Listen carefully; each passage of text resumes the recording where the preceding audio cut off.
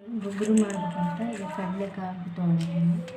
ಇಲ್ಲಿ ತೊಗರಿಕಾಳು, ಅಲಸಂದೆ ಕಾಳು, ಹೆಸರು ಕಾಳು, ಶೇಂಗಾ ಬೀಜ, ಇಲ್ಲಿ ಜೋಳ.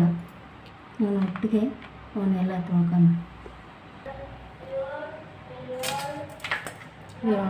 ಜೋಳ ಹಾಕ್ತೀನಿ, ಹೆಸರು ಕಾಳು ಹಾಕ್ತೀನಿ, ಅಲಸಂದೆ ತೊಗರಿ ಕಾಳು ಹಾಕ್ತೀನಿ, ಅಲಸಂದೆ ಕಾಳು ಹಾಕ್ತೀನಿ, ಕಡಲೆಕಾಳು, ಶೇಂಗಾ ಬೀಜ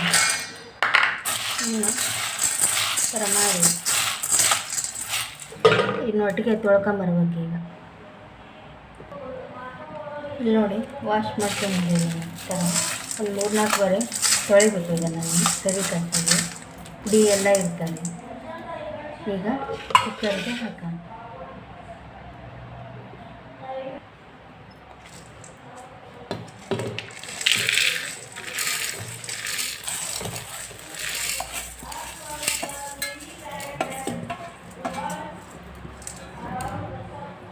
ಕುಕ್ಕರ್ಗೆ ಹಾಕಿ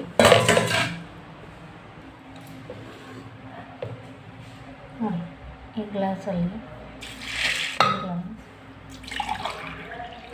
2 ಗ್ಲಾಸ್,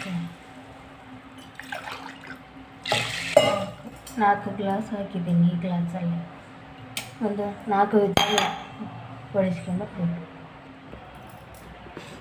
ನೋಡಿ, ರುಚಿಗೆ ತಕ್ಕಷ್ಟು ಉಪ್ಪು ಹಾಕ್ತೀನಿ. ಉಪ್ಪು ಹಾಕಿ ಬೇಯಿಸ್ಕೊಂಡು 4 ವಿಸಿಲ್ ಹೊಡಿಸ್ತೀನಿ.